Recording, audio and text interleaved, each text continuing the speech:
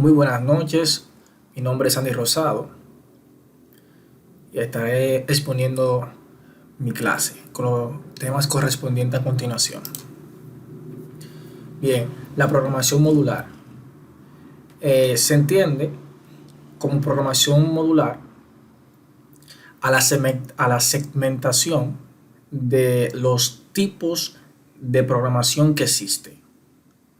En otras palabras, tomando ejemplo como un libro, que el libro tiene varias partes, varias secciones para poder eh, llegar de una manera más fácil al público. Eh, es la idea de la programación modular, que se divide en módulos. Entonces, la programación modular tiene una cualidad de que los módulos son tan independientes y autosuficientes como es posible. Además, eh, son módulos cortos, a partir de 50 a 100 instrucciones que se puede llegar a tomar de manera rápida. En otro orden también, la programación modular sería muy efectiva y es muy efectiva también este día porque nos ayuda a dividir y a segmentar los diferentes proyectos actuales en nuestra vida cotidiana de programador. Algunas de las ventajas de la programación modular es que el uso de las unidades pequeñas e independientes hace que la lógica subyacente sea más fácil de seguir y de entender, tanto que para el desarrollo del módulo como para el usuario. Se facilita el desarrollo debido a que se puede perfeccionar cada módulo por separado. En proyectos grandes, varios programadores pueden trabajar por separado las diferentes partes individuales. En el diseño modular también, la depuración y la prueba de un programa se simplifican debido a que los errores pueden encontrar con facilidad, porque, como mencioné anteriormente, las instrucciones no son muy largas. También el diseño modular también tiene la depuración y la prueba de un programa que se simplifica debido a que los errores se pueden encontrar con facilidad, como se ha mencionado, y por último es más sencillo el mantenimiento y la modificación del programa. Excel. Como todos sabemos, Excel es una hoja de cálculo producida por Microsoft, las cuales son hojas de cálculo, son un tipo especial de software para matemáticas que permite al usuario ingresar y realizar cálculos en renglones y en columnas de datos. Como tales, son una versión computarizada de una gran hoja de contabilidad en la que se lleva a cabo una gran cantidad de cálculos interrelacionados, puesto que cuando se modifica un valor de la hoja hay que actualizar todos los cálculos. En la hoja de los cálculos son ideales para hacer análisis del tipo ¿y qué pasa si? O sea, sería utilizando ¿qué pasará después si hago esto? O sea, sería usando una serie de lógica para que si pasa esto, que pasaría aquello, utilizando fórmulas. MATLAB es capaz de localizar raíces en ecuaciones algebraicas y trascendentes, siendo excelente para la manipulación y localización de raíces en los polinomios. La función f0 está diseñada para localizar la raíz de una función.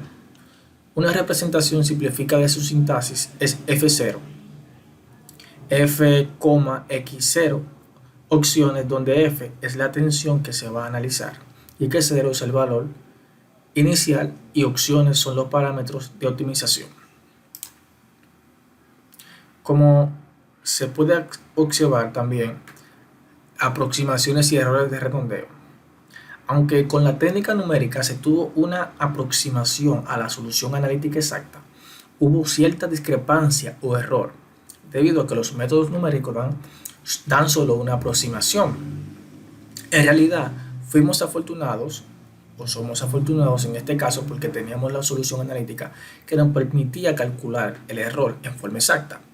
Pero en muchos problemas de aplicación en ingeniería no es posible obtener la solución analítica. Por lo tanto, no se puede calcular con exactitud los errores en nuestros métodos numéricos. En tales casos, debemos usar aproximaciones o estimaciones de los errores. O en otras palabras, se utiliza el redondeo porque es un aproximado de un número adyacente o subyacente que se va a dar o que se dio. Las aproximaciones numéricas también presentan discrepancias similares en el análisis. De nuevo, las preguntas son: ¿qué tanto error se presenta en los cálculos? Y esto es relevable. Los errores de redondeo se deben a que la computadora tan solo representa cantidades con un número finito de dígitos, o sea, con una serie de cantidad limitadas. La identificación es la optimización que se considera la identificación de máximos y mínimos. Tales problemas se representan comúnmente en el contexto del diseño e ingeniería. Esta habilidad de aislar interacciones tiene diversas aplicaciones en la ingeniería.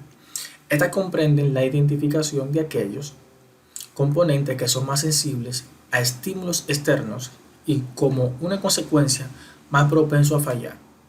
Entonces, la identificación tiene el deber de la identificación de máximos y mínimos y es comprendible para tener la habilidad de identificar lo que son más sensibles a fallar. Cifras o dígitos significativos. El concepto de cifra o dígito significativo se ha desarrollado para designar formalmente la confiabilidad de un valor numérico. Las cifras significativas de un número son aquellas que pueden utilizarse en forma confiable.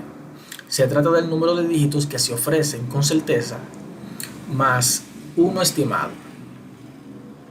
En otras palabras, también se puede decir que las cifras o dígitos significativos son cifras que se utilizan de una manera confiable porque se tiene un número o se tiene una cifra exacta. Por lo cual, vemos ahora la exactitud. La exactitud se refiere a qué tan cercano está el número al valor calculado o medido del valor verdadero. La precisión se refiere a qué tan cercanos se encuentran unos otros diversos valores calculados o medios.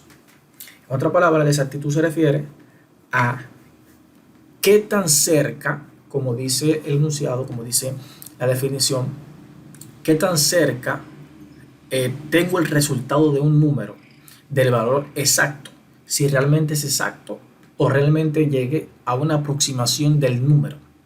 Entonces, la exactitud quiere decir qué tan cerca estoy del valor real. Entonces, la precisión se refiere a qué tan cercanos se encuentran unos de otros diversos valores calculados o medidos. También se podría decir que la precisión es qué tan cerca o qué tan certero es el resultado obtenido. Diferencia entre exactitud y precisión. La precisión se refiere a la cercanía de los valores obtenidos aplicando los mismos parámetros. En cambio, exactitud es el grado de coincidencia entre el valor medio de los resultados obtenidos con el valor definido como referencia. La inexactitud, conocida también como sesgo, se define como una desviación sistemática del valor verdadero. En otra palabra, la inexactitud, a la diferencia de la exactitud, es un valor que está pasado del resultado verdadero o desviado del resultado real. La imprecisión, también llamada de incertidumbre, por otro lado, se refiere a la magnitud en la dispersión de los disparos. Los errores de truncamiento. Los errores de truncamiento son aquellos que resultan al usar una aproximación en lugar de un procedimiento matemático exacto.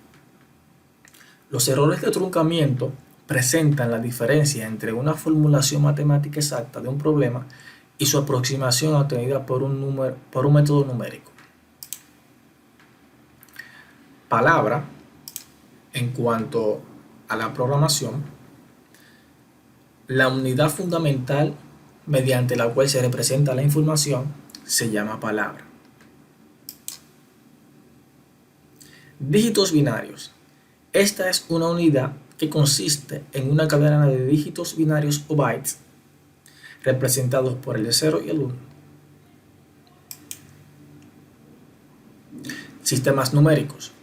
Un sistema numérico es simplemente una convención para representar cantidades, debido a que se tienen 10 dedos en las manos y 10 dedos en los pies. El sistema de numeración que nos es muy familiar es el decimal o de base 10. Una base es el número que se usa como referencia para construir un sistema, y un sistema es un conjunto de números o un conjunto de conglomerados que constituyen un solo. El decimal.